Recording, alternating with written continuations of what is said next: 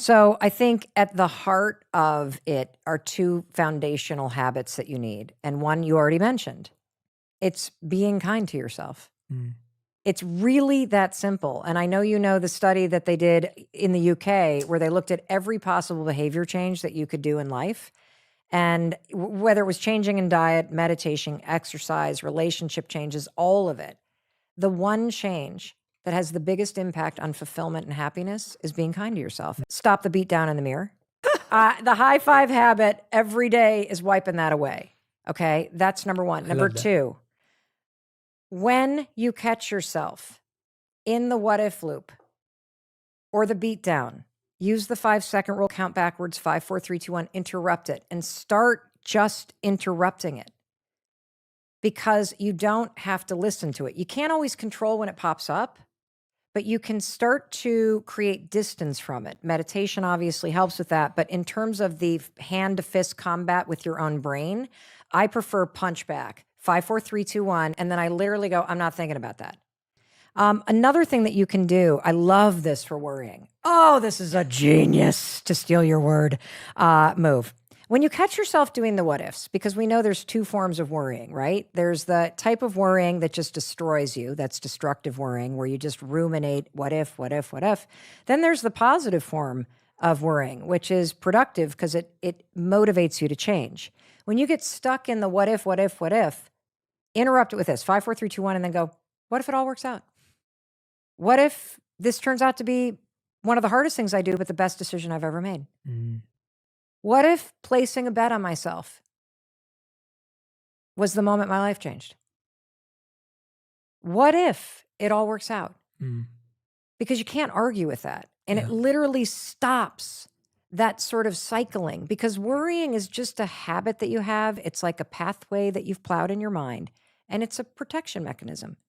You're actually not a procrastinator. You're not a worrier. You're just afraid. Yeah. And by staying in your mind, you think you're safe. And really what you're doing is you're holding yourself back from living the life that you're meant to live. And the other ones, keep the little promises that you make to yourself. And there's two simple ways you can practice this that everybody's going to hate. When you set the alarm the night before, I don't believe in having the same wake-up time every morning, because I think if you have a normal life, things are constantly changing. And so I think if you were to have one simple habit, which is the night before you go to bed, think about when you need to wake up to truly support yourself. And then intentionally set your alarm. And if you want to get really intentional with the science here, make it like a random odd number. Don't make it 6 o'clock, make it 6:17, because there's a purpose behind that. And then when that alarm rings, don't think about it like an obligation. I want you to think about it like it's a promise that you're going to practice keeping. And this is where you can use the 5-second rule.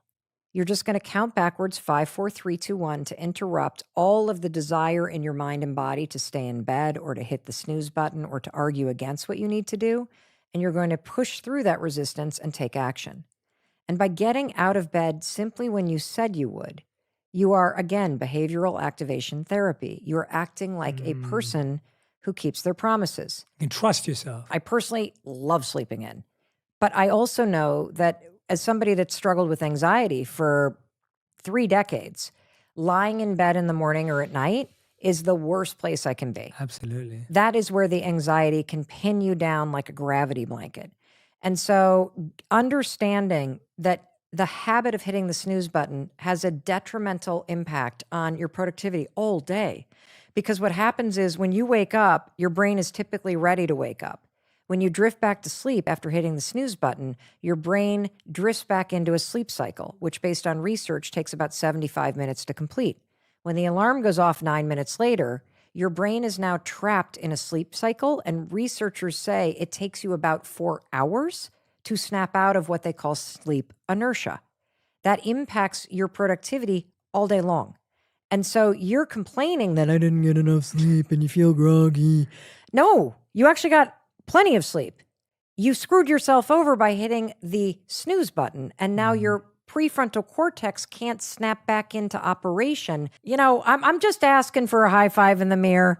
I'm just asking that you roll out of bed, 5, 4, 3, 2, 1. Here's another wonderful one. Make your bed. Yes. And here's why.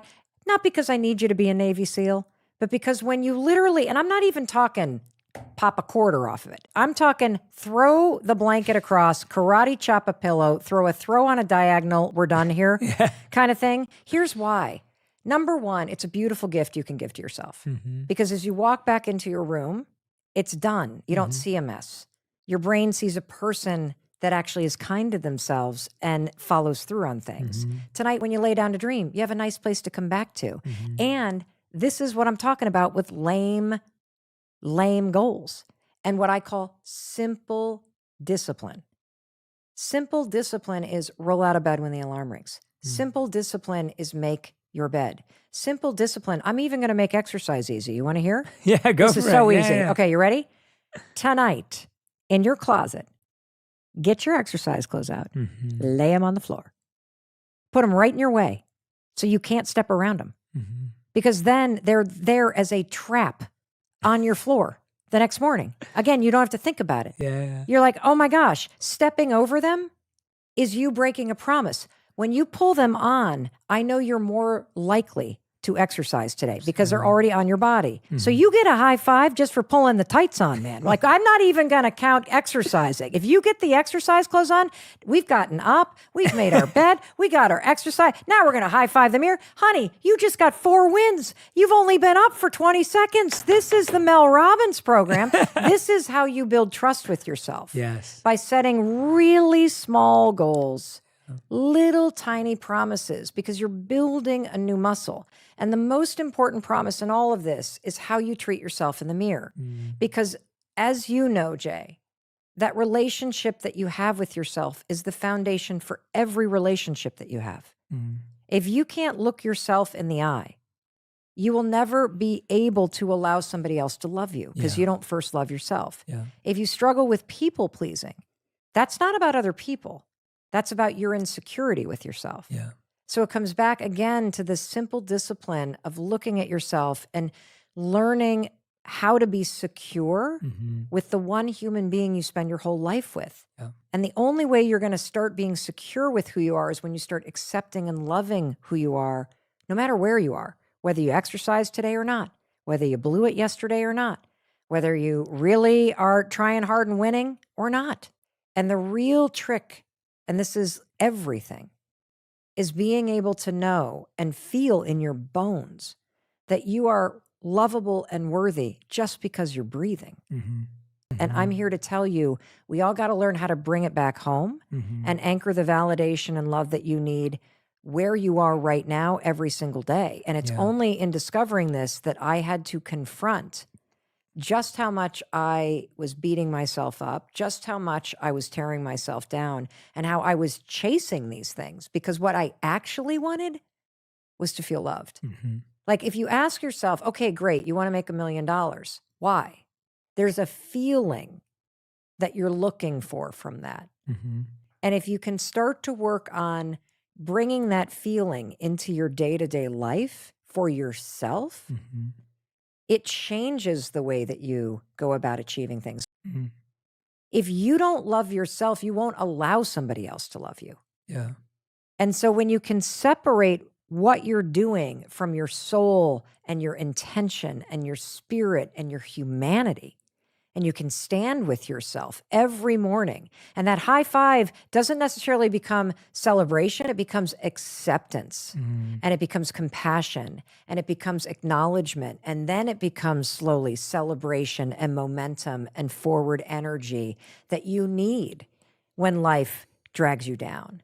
And so it's really a profound point you just made, that it's only when you love yourself for breathing, for living, for being, just as you are, that level of acceptance that we so want from everybody else. And I'm telling you, you have an opportunity to do it for yourself by keeping your promises, by being kind to yourself, by standing before yourself and seeing a human being who needs you and who loves you and who's going to be with you your whole life. So instead of pointing out what's wrong, think about what you need. And when you can make requests about what you need, instead of letting it get to you and then acting out, that changes everything. Like, I want you to understand that you will never feel ready to do things that scare you. You will never feel ready to jump off the cliff. You will never feel ready to take that leap. And the reason why is based on science and research. Your brain is designed to protect you, and change requires risk. And so you are protecting yourself by saying maybe tomorrow. This is where the 5-second rule comes in super handy. So if you are constantly procrastinating, you probably have a bias towards thinking, and you can use the 5-second rule to literally push yourself to take action. All you're going to do is count backwards, 5, 4, 3, 2, 1. That's it. It has profound research behind it, because what you're doing when you start counting backwards, and you have to count backwards, it does not work if you count up. It doesn't work, because counting backwards, 5, 4, 3, 2, 1, requires you to focus. When you focus, you flip the switch and your prefrontal cortex turns on. This is a starting ritual that interrupts the patterns of overthinking, of fear, of anxiety, of procrastination, of comparison that are making you go, tomorrow, not today. I don't feel like it. 5, 4, 3, 2, 1. Your prefrontal cortex turns on. That's the part of the brain you need to either learn new behavior or take action that's inspired. So now when you get to 1, you got a shot at doing something different. So move. And here's the real secret to this. The second you started counting, you actually made a decision to change. So the counting is the Trojan horse to the bigger thing you're avoiding. 5, 4, 3, 2, 1 launches you through the resistance, and it pushes you into action. That's the only way you're going to change. If you want to change your life, you must make a decision to change your life. True power is knowing that this moment right here is also a dot on your map, and that this moment too is connecting you forward on the map of your life towards something extraordinary that hasn't happened yet. And you can either sit here and listen to this and let this dot come and go, or you can wake the heck up and realize at some point the map takes you to a final destination, and we don't know when that is. But if you want to change your life, you got to make a decision to change your life. And sitting around and waiting to feel ready is not the decision I want you to make. If you feel constantly exhausted, stressed out, you can't focus, you're on edge, you're waiting for the other shoe to drop. And honestly, what we've just lived through, the human body is not built to sustain that level of uncertainty for that amount of time. So what you're going to do to high five your heart is we're going to teach you how to flip off your fight or flight nervous system and flip on your parasympathetic, calm, cool nervous system. What you're doing on a scientific level is you're tapping into a treasure in your body called the vagus nerve. It runs from your seat to the top of your head, through every major organ, through your vocal cords. There are lots of ways you can strengthen the vagus nerve. It is the on-off switch between your stressed out nervous system and your cool, grounded one. And so every morning, I want you to high five your heart. I want you to take a deep breath and start your day by saying, I am okay, I'm safe, and I'm loved. And repeat it and repeat it and repeat it until you feel yourself come back into your body. You feel the stress level decrease. And the fact of the matter is, if you can hear yourself even thinking those 3 sentences, it's true.